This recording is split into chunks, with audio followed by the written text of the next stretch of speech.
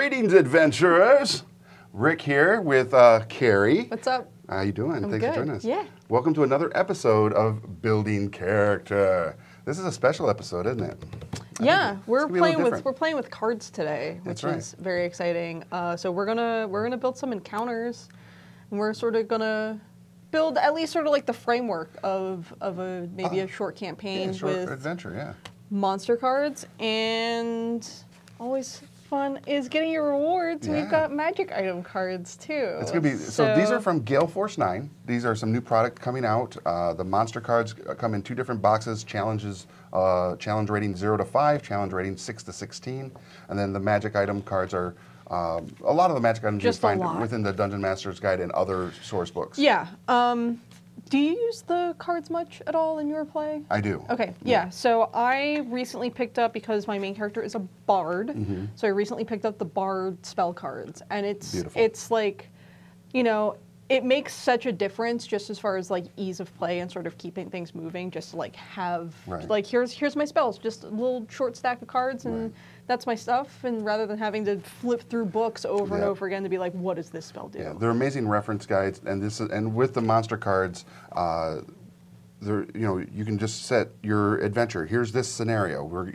These are your threats. I have all the stats here. I don't have to be like on a spreadsheet or anything, or have them on sticky notes. They're beautiful, and we're gonna get right into those real quick. But before we do that, I'm gonna let Carrie pick the boss. Oh, the boss. While I do a real quick share. I feel like, so there are 2 sizes of cards in both of these, I guess. So you have your sort of standard trading card size cards, and then you have these like big double wide cards. So I feel like I should pick the boss from one of these double wide naughties. All right. I had to share that in the D&D group. I think that's kind of important. So yeah, do you want to do a random draw? Oh, well, I guess so. You may be able to see, we've got this gorgeous mat out here. So I almost want to pick something that would work in the Waterdeep setting to an extent. So in Waterdeep, and we all know that the new guide out there, you know, the Dragon Heist is going on. So this is a vinyl mat of Waterdeep, so you get to see all the different wards, the streets, and then they also came out with a Waterdeep specific GM's screen, which has a lot of cool content on it. On the other side, like things that can get you in trouble in Waterdeep, so all the crimes and punishments, things you can find as a cool little pickpocket chart here, which is awesome. No, so I just read this. It's a red slad, but my dumb brain read it as red salad, and I'm like, that's delicious. Not a salad. Like, it's not. All right, I want to pick like a challenge rating 5, right, for like the big bad, right? Yeah. Something. Yeah, something. Something extremely naughty. Yeah.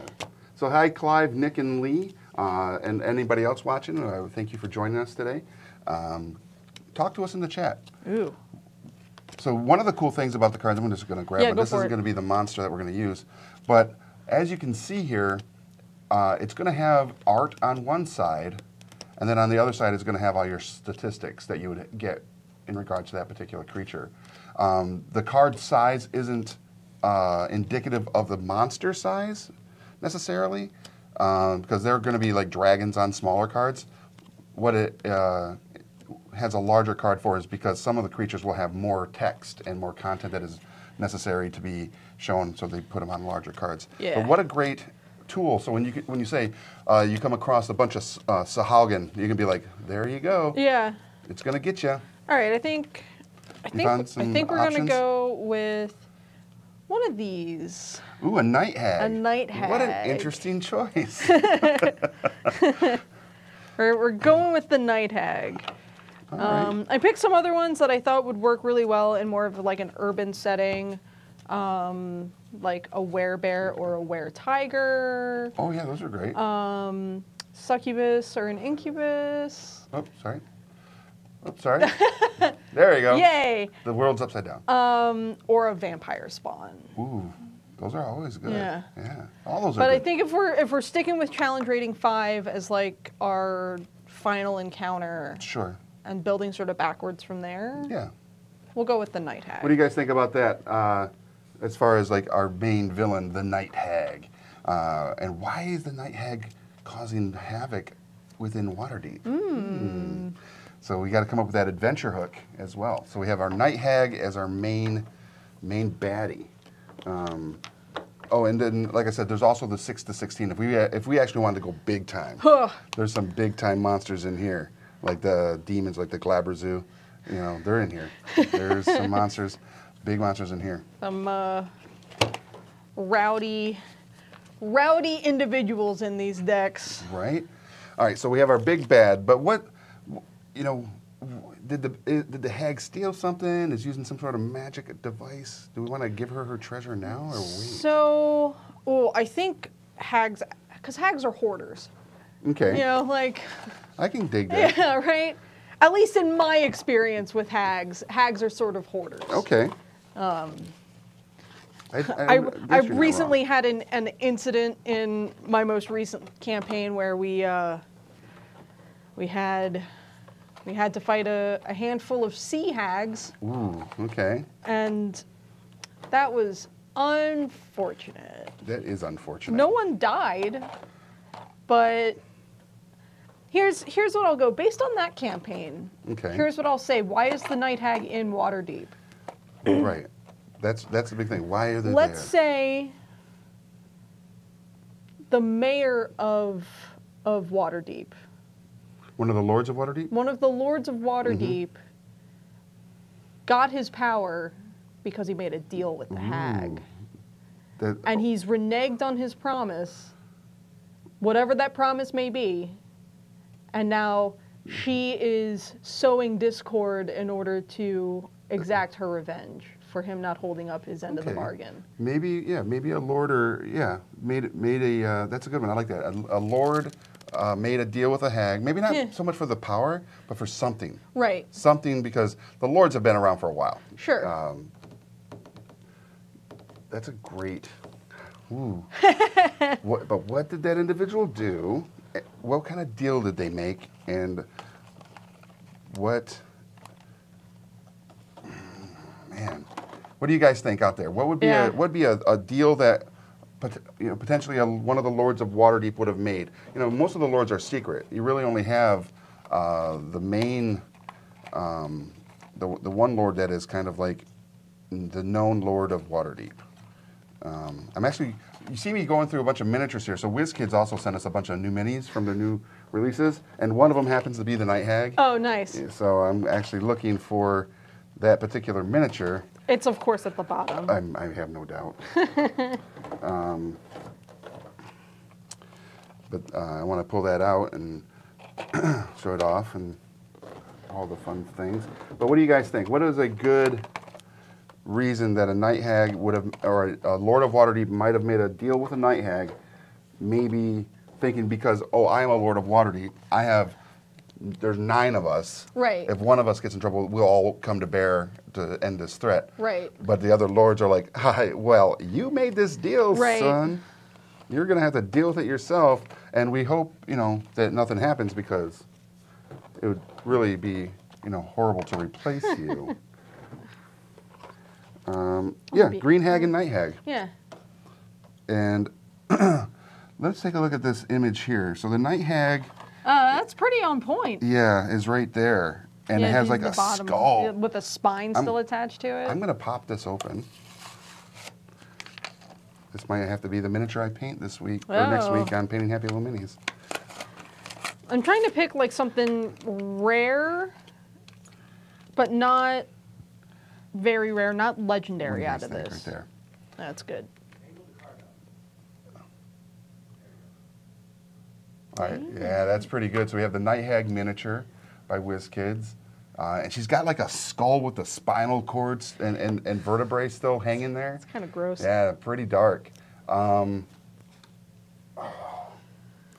trying to think like what is going to be the reason she's causing hate and discontent, or what is it that she's seeking now? You know what I think she might have is maybe she has one of these. gross, but yes, Yeah. Waterdeep would not handle that very well. No. So that would be good. It's the Staff of Swarming Insects, which is a rare magic item. Mm-hmm. So you can use that. That would maybe be the weapon that she uses to Cause the hate and discontent. cause the hate and discontent, and then also attack the party with it when she's finally Absolutely. confronted. So you can basically loot it off of her body. Yeah, there we go. We'll put that right there next to her. So she has been. You know what? Let's say that was the thing. Maybe this one lord was like, this is going to sound crazy, but let's go with like, given this challenge where he's like, the other lords are like, hey, you know what? Sanitation in the city is really bad. Mm-hmm.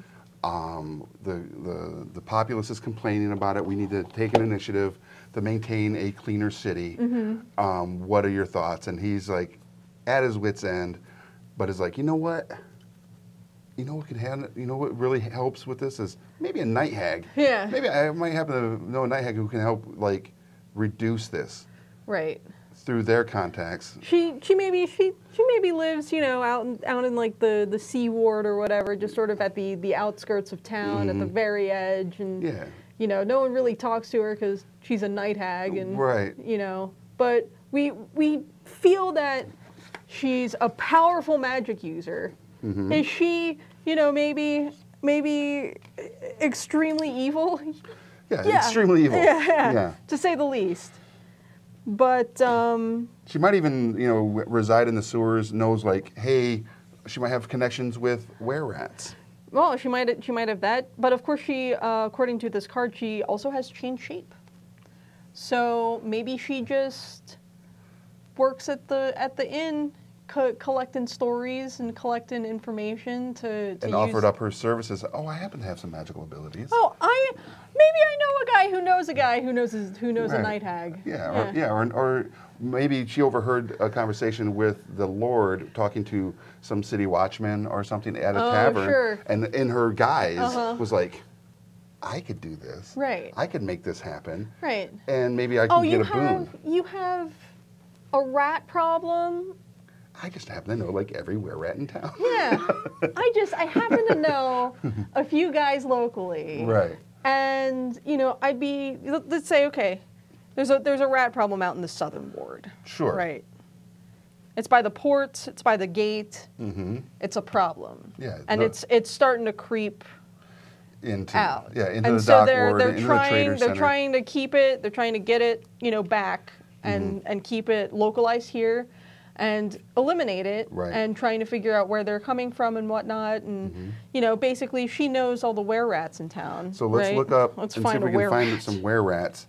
And I think it might be. Yeah, it might be in this one. There's a lot of. It'd be towards the back. I got it. I'll find it. Nightmare, no. Bone Naga, no. So this is kind of fun too. Inside the card sets, there are the myconids, the mushroom people, Ooh. which are always fun to have as creatures to encounter.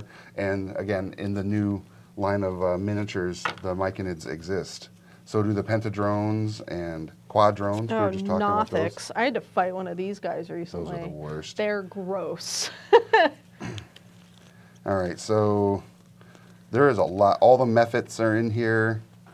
Manticore, Magman, Lizard Folk. There's a lot. I wonder if maybe they're on a larger card.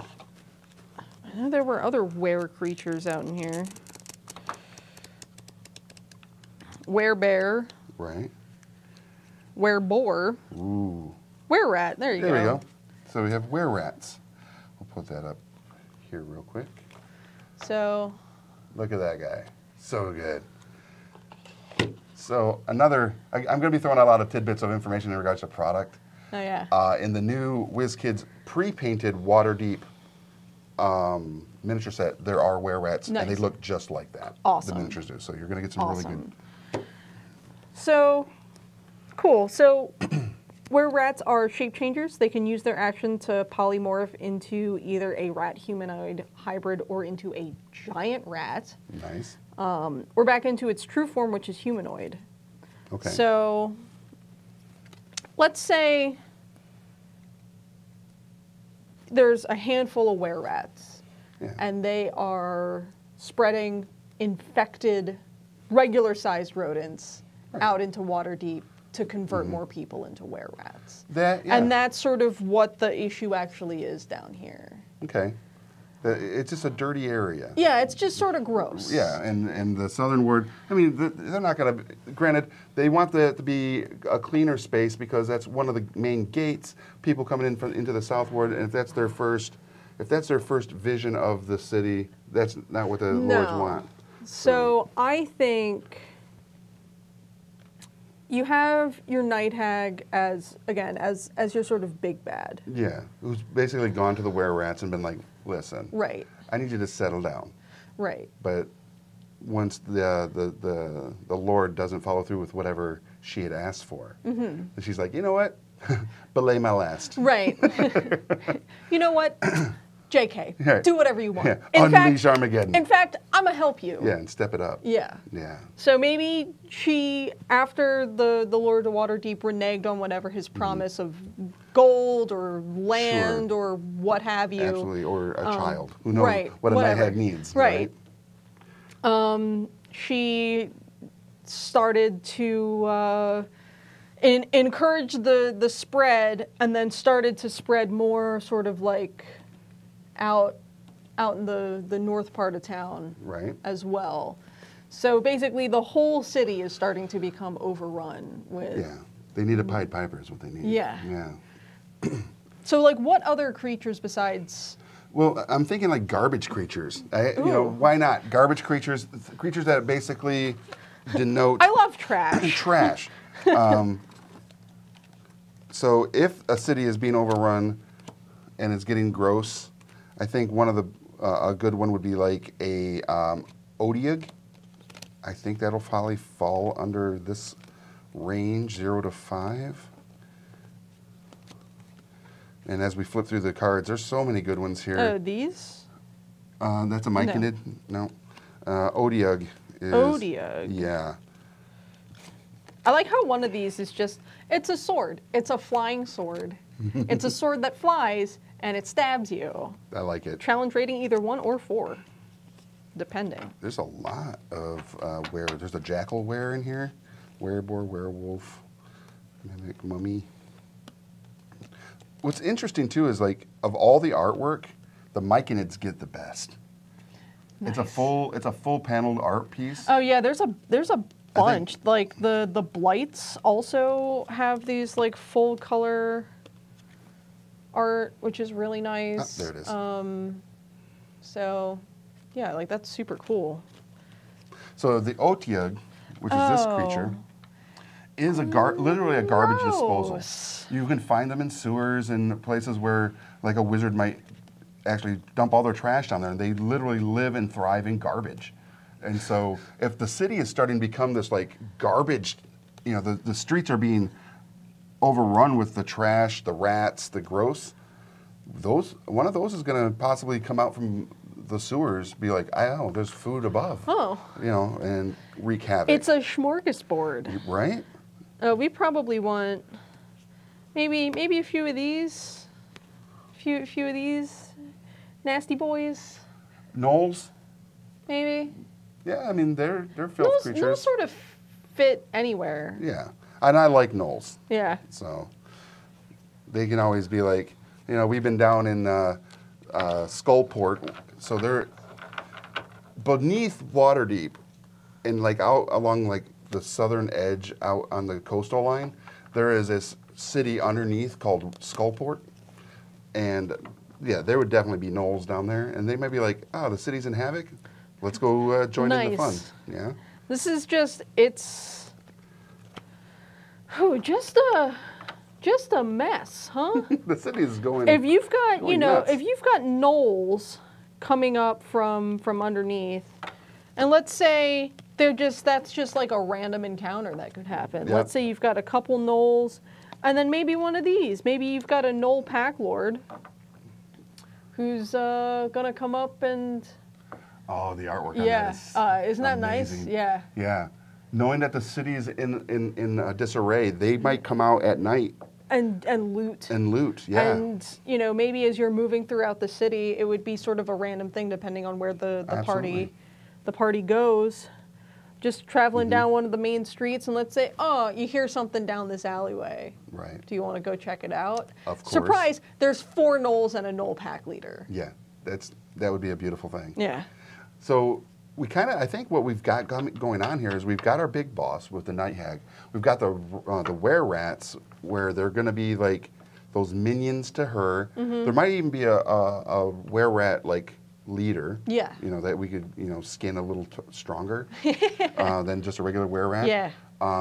Then we have the Odiug and the gnolls. I think those two are kind of like those random encounters, but they're part of the story arc. Yeah. Like you might find that the gnolls are the ones that are going to give you the information on what the were-rats are speaking in the sewers below. Yeah. And, you know, and we just thought we'd come Because like gnolls are semi-intelligent at the very least. Yeah, yeah. I mean, so you could absolutely try and talk it out and just be like, what's going on?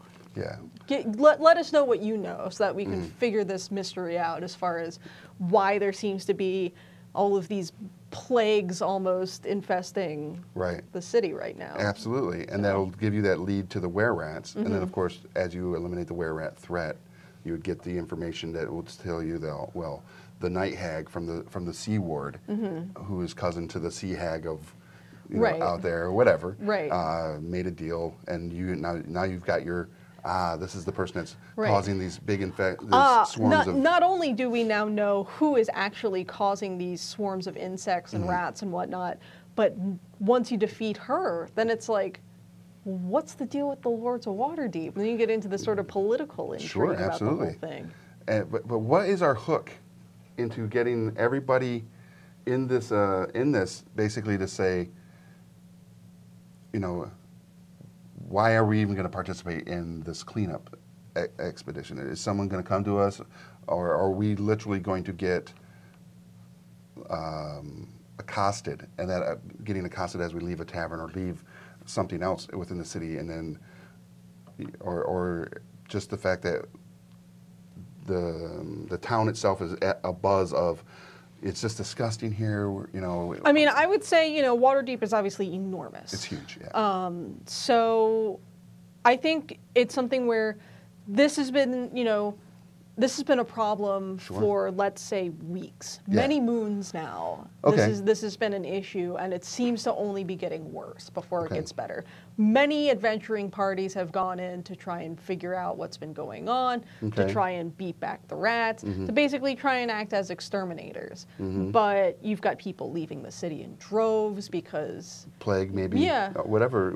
Rat spread disease, you know. So you've got people leaving. Everyone's superstitious. You know, no one seems to know what's going on, but it's clearly something evil is occurring in this city. So let's say you're basically just in a tavern, and the barkeep gets word, or you overhear something that's like, I hear Waterdeep's having some problems. like, or another one could be they're in the marketplace, and the town crier or the herald or one of the, well, let's say if we want to utilize all of the little fun things we've got here on the Waterdeep GM screen.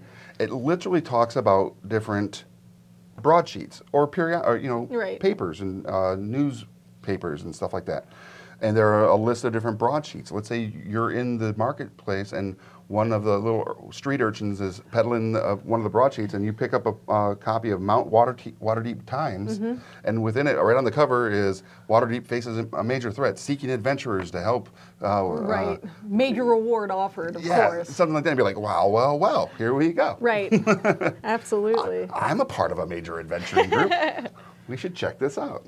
I almost want to go through these magic items again and be like, what would maybe one of like the head were-rat have something on him? Well, like an uncommon magic item, because this is a rare. Like maybe like a dagger, a special dagger or a short sword or something like that? Yeah, like just like a good old-fashioned plus one. Yeah, these are all really cool. The thing about these cards is, like, you can probably tell these are very fresh. We opened them right before the show. So they do have a tendency to sort of stick until you separate them. Yeah. So, like, bag of beans, rare. Well, yeah, so where are you seeing, okay, so we're looking at an uncommon or a common. Yeah, an uncommon, because I don't think a were-rat who's, you know, maybe a a thrall to this night hag would necessarily have anything particularly fancy on it. Right. It's not going to have a hammer of thunderbolts. No.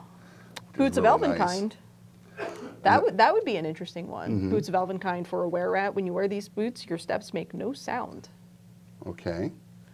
That's actually not bad. That's a potentiality. That's something where, hey, unless your passive perception is super high, you're going to get snuck attack by this dude. Right. After you've taken out the rest of the were-rats, he finally comes out to play.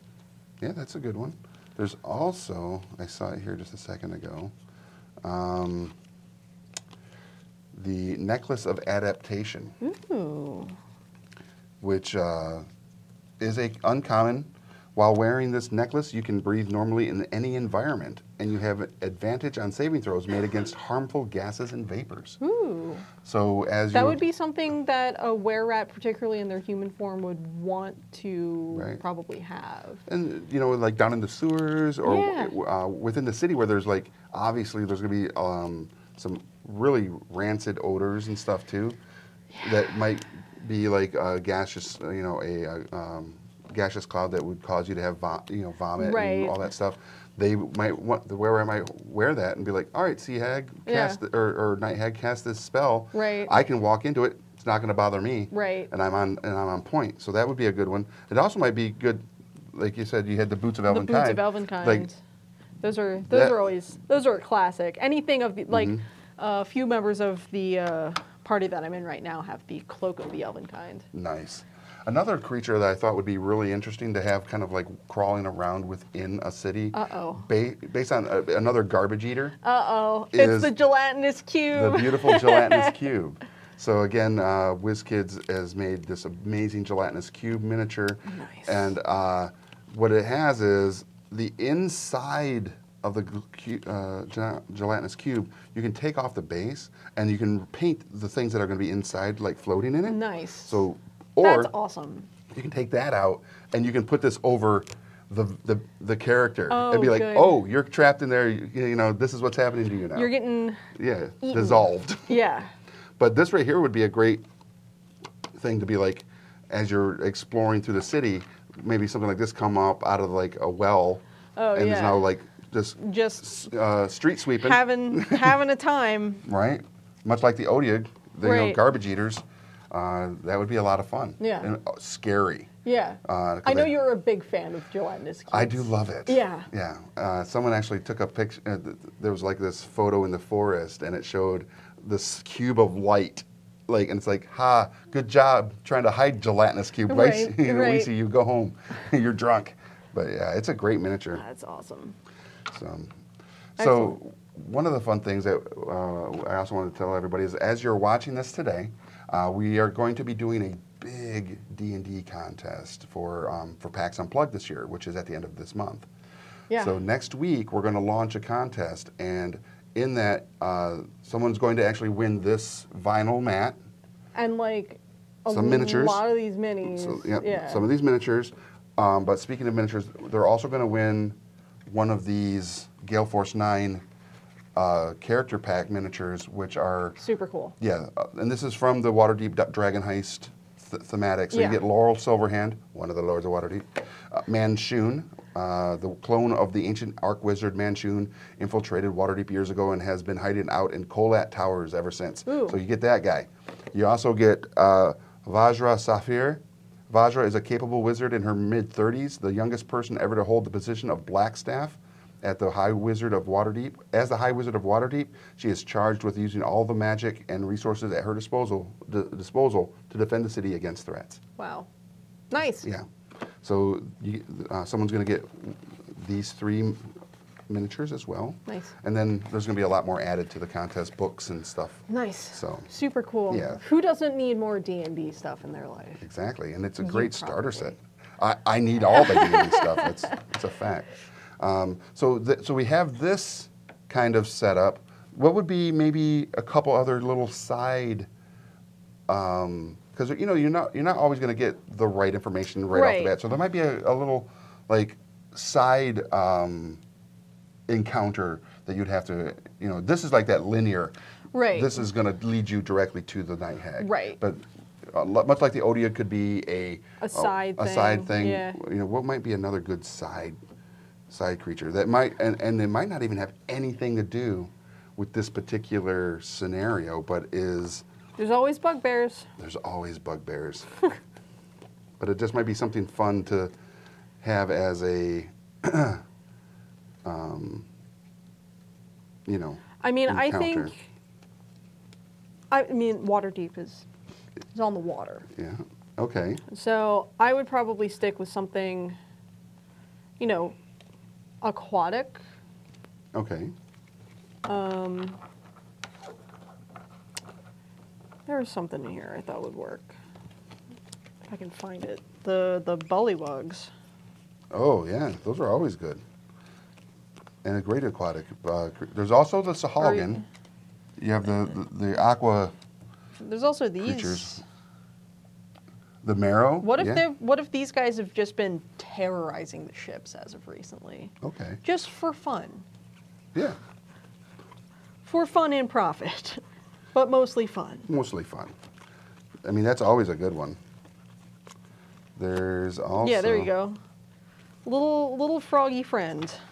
Bullywugs. The gelatinous cube. I want to show that off as well. So they also have the card in there for the gelatinous cube, which is a great creature. So yeah, you could definitely find those guys down at the docks, maybe. Oh yeah, nasty. Kuotoa. Yeah, the Kuotoa. Those guys are, you know, he's like, I'm ready to fight. Yeah. Did someone say something? Oh. He's ready to go. So you got those guys, which, you know, it may be an encounter that you could throw into this particular story arc. Sorry, Yeah. The Kuotoa with a whip. But it could also be a hook that you may have to go back to because it may lead into another scenario for another adventure another time. As far as like, man, the ships have really been having trouble with some of these things recently. Like, we've just been, you know, entire tribes of Murrow have been coming out and raiding our ships, and we can't, like, we need some adventurers to protect us on our next venture out of town, sort of. Yeah. And, you know, what would be funny is, like, if you defeat the Night Hag, her cousin, the Sea Hag, is like, I need all my aquatic... Excuse me. Yeah, I need all my aquatic companions. What did you do to my sister? Like, right.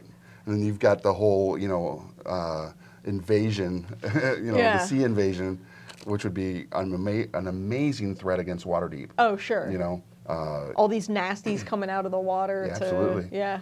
So yeah, let's look at real quick. We haven't busted into these.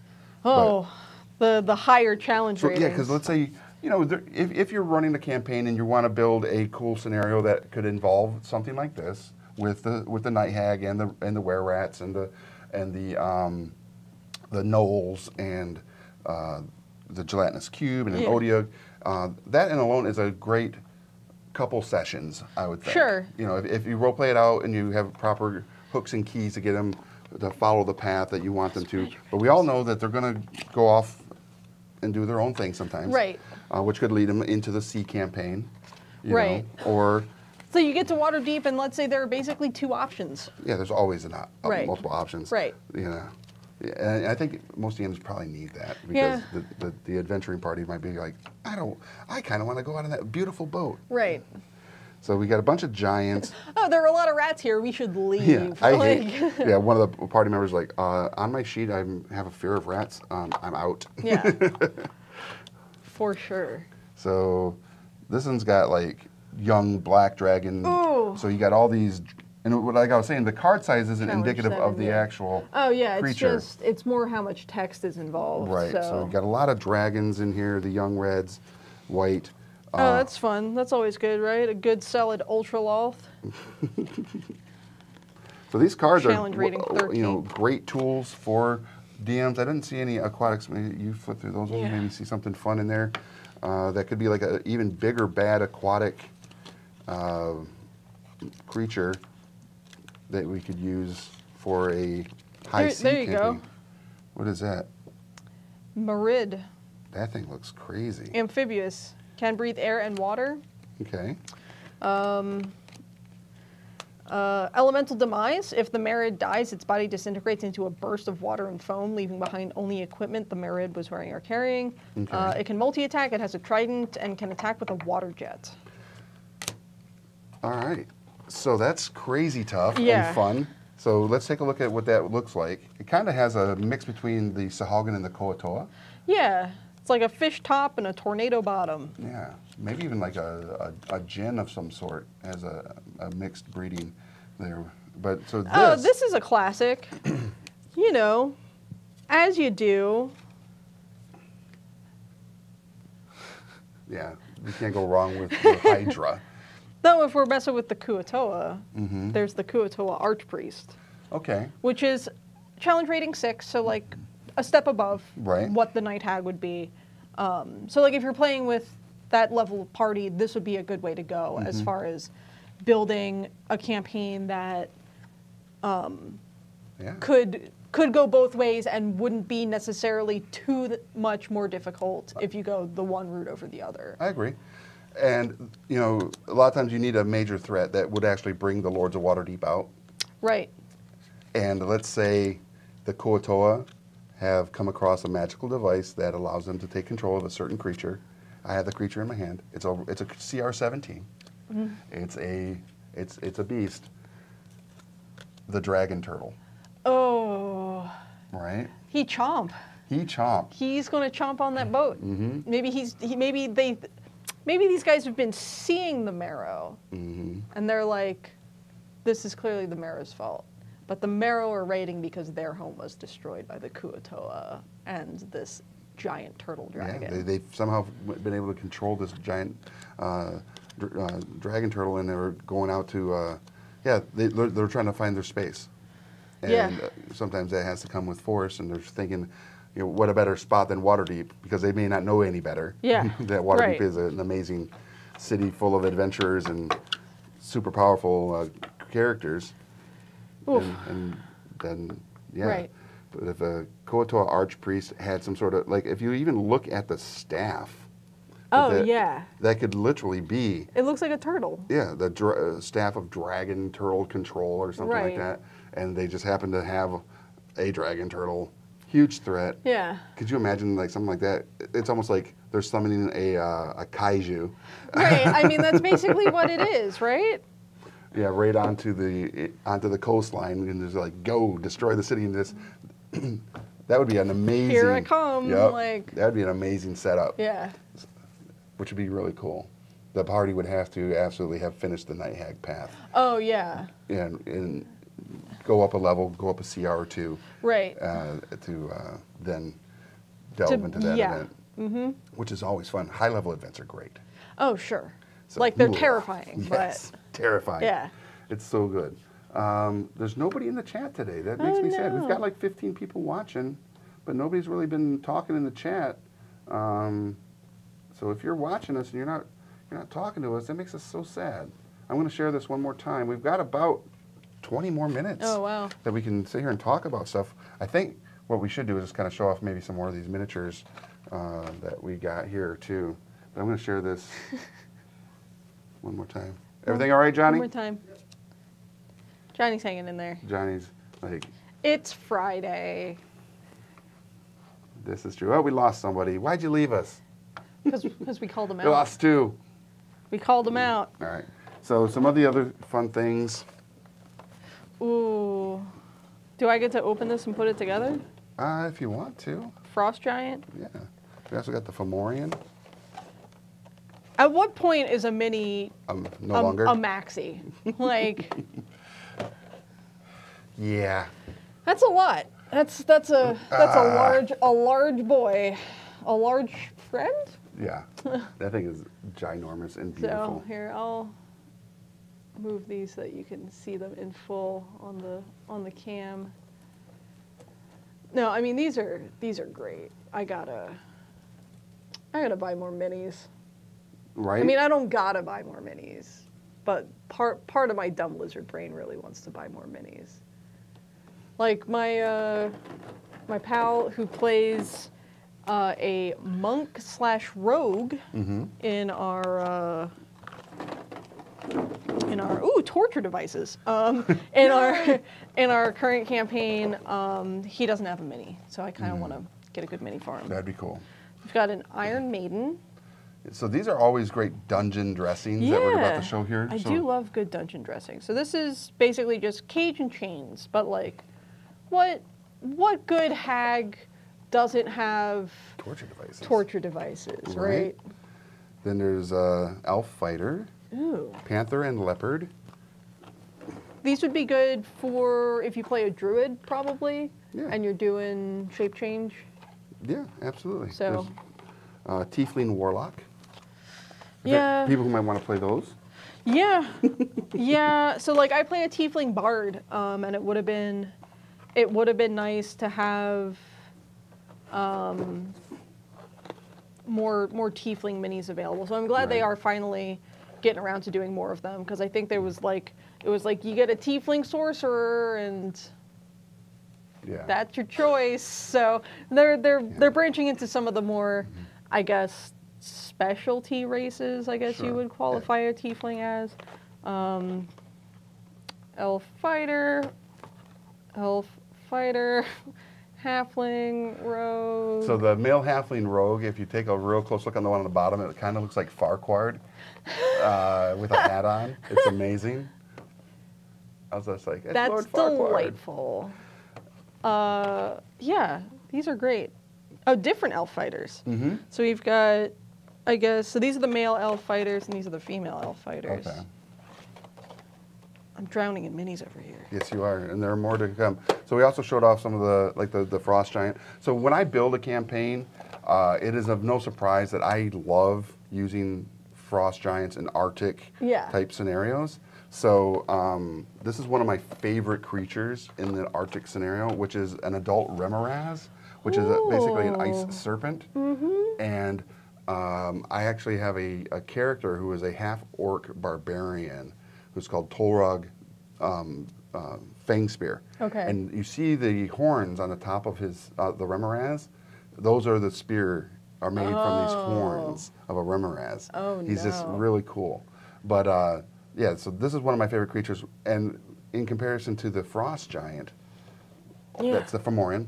Well, the Frost Giant is the ginormous guy. Yeah. So these two together, like, big. yeah, these are huge.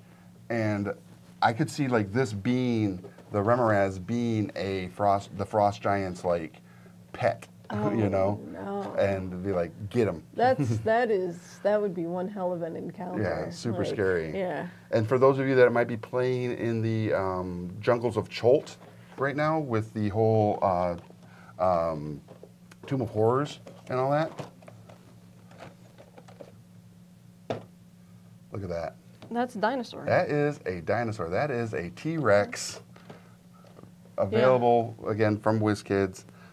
When building your campaign. When it's so big that they have to do it in two pieces, I guess that's when that's when I would start calling them maxis. Yeah, where'd the Night Hag go? Over here. So in comparison, there's the Night Hag. Here she is. In comparison to that ginormous dinosaur. And the Night Hag is pretty big, too. Like, I would consider her like a larger humanoid character. She's definitely bigger than a lot of these other. Even an Asmer. Yeah, I mean, you can sort of compare. I'll put it down here so you can zoom in on it. You can sort of compare. There we go. Sort of how big she is compared to the Aasimar and. The T-Rex. Yeah. So again, I would love to see someone summon one of these into like the market in Waterdeep. Ooh. How funny would that be? I mean, I don't know that it would necessarily be funny, haha, but like cinematic. It sure would be a time. Yeah. Yeah. And I would have on audio the T-Rex from Jurassic World. Of course. Yes, there you go. Good. Sorry, that'd be so much fun for me. Well. Yeah. As a DM, yes. Correct. Right. Funny, haha, for the DM, not quite so funny for the people who have to deal with it. They'll get over it. Oh. I suppose that's true. All right, so for all of you watching, we're about 15 minutes out from a normal length episode, we kind of went through this pretty fast. We did. You got to see a bunch of new product, Yeah. which is great. I gotta go back to this screen. I love this screen. Like, I've never DM'd before. Okay. But I like having this sort of thing available, just because it's got all of places to go, things to find, the stuff that you would want to know in an urban campaign like this. Absolutely. Because, okay, let's just say, oh, we just want to go check out the marketplace. What's in the marketplace? Oh, I want to, let's say you've got maybe a chaotic neutral character who's like, oh, I want to try maybe pickpocketing some people. What would someone find? What would someone find? Pickpocketed item. 20 caltrops, ball of twine, lot of not great stuff, a laundry ticket. Ooh, those are good. But then you maybe find a gemstone worth 500 gold pieces. Or maybe you find a string of harbor moons, which are platinum and electrum coins worth 30 gold pieces each in Waterdeep.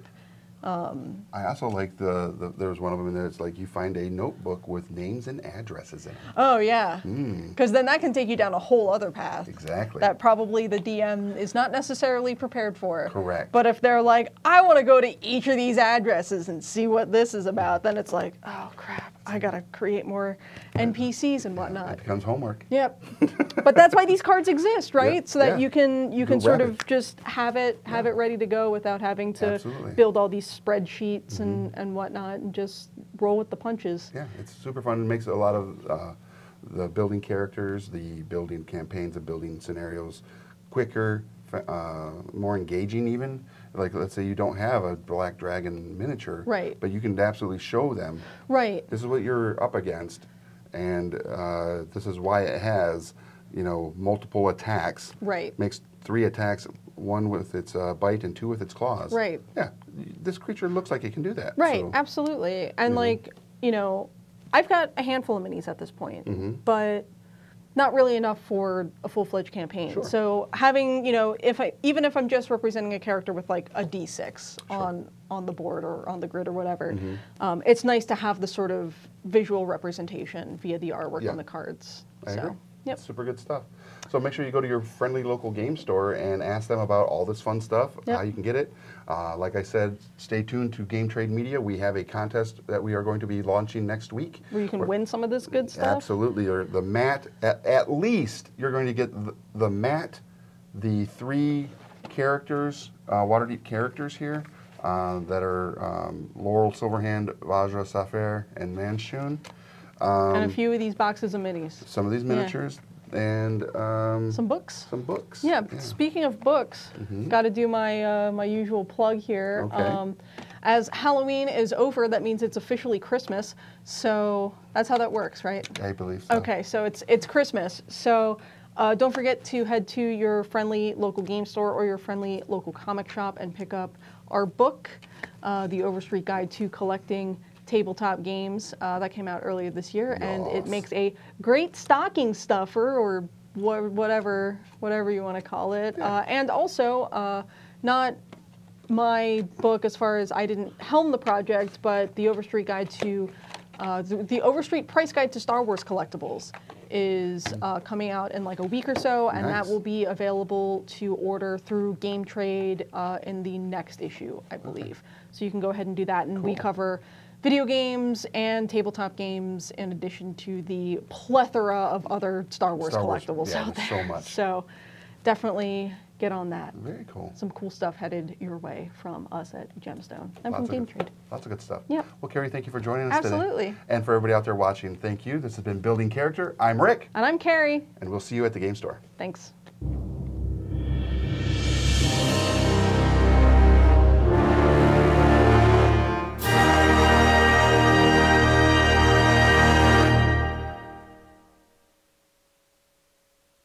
Guys, we're super excited to share that our new book, The Overstreet Guide to Collecting Tabletop Games, is now available.